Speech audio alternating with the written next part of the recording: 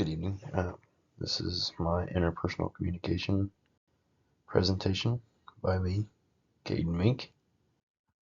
To start it off, we'll talk about the impact of social media on raising awareness of global pandemics.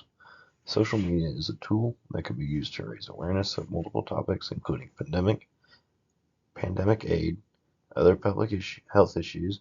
It is easily accessible, it is open to all, and it can reach a large audience quickly. Each year, the number of people accessing and the time spent on social media increases. Places like Snapchat, Facebook, and Instagram are just some of the most used apps by people, mostly teenagers, but all people. Social media can be leveraged to educate and create awareness of infections and prevention. In almost real time, social media can be updated with information, thus possibly preventing the spread of infections and promoting safety. Effects of social media, for instance, Instagram, on consumer perception of brands. Social media can also be used to impact consumer perceptions. Access to the internet has grown over the past several years.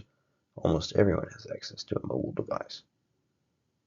As a result, companies are using multiple different social media platforms to market their products. These social media platforms reach a range of different consumers that past campaigns may not have reached.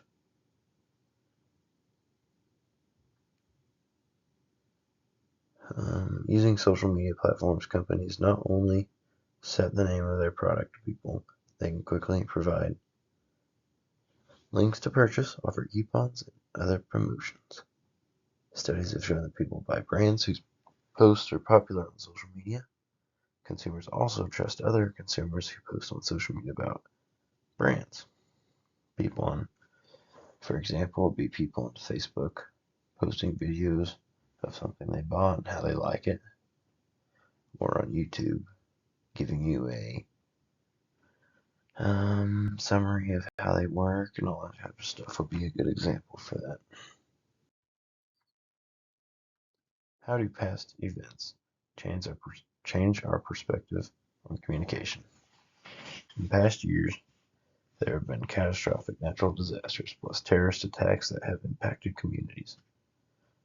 We learn from these events that there's a population at higher risk that would benefit from more information. Researchers reviewed the impacts of how communication can improve the outcome on older people, for example.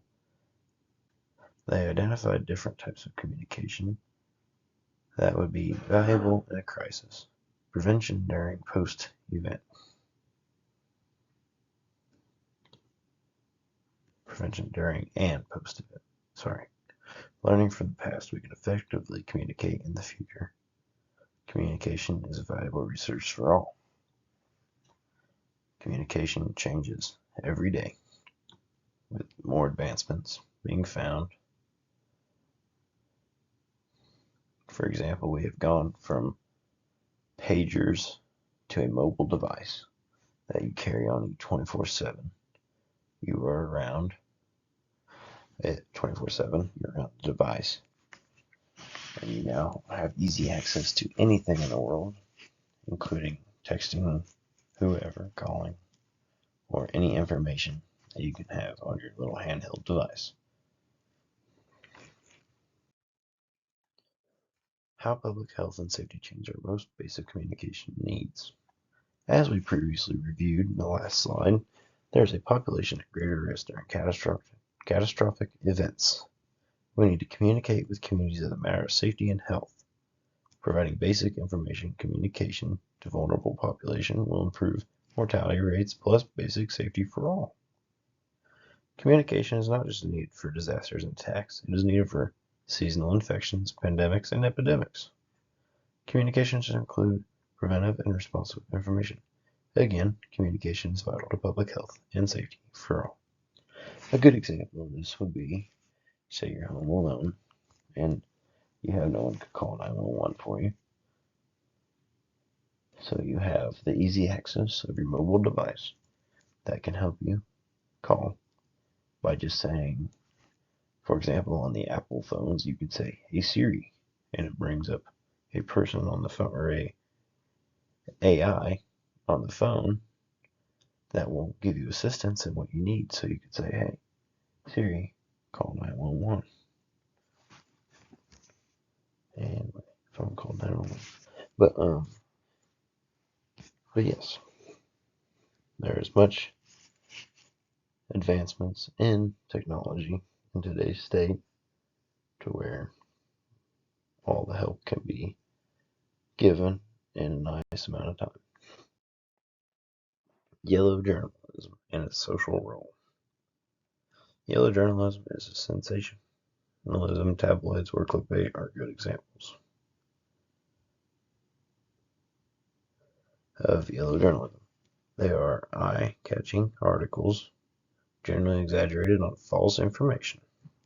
The goal is to get an audience to read the article. Higher traffic equals higher pay for the journalist. Studies have been conducted on the problem fake yellow journalism is causing in modern media. Journalists believe will be a large problem for future media.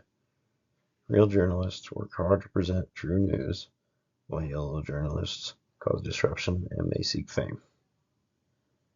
While the true journalists give us true information that we could use to say, get information to vote, you have yellow journalists who would give you this fake information based off of their opinion to get you, say, to vote their way. There's my reference slide.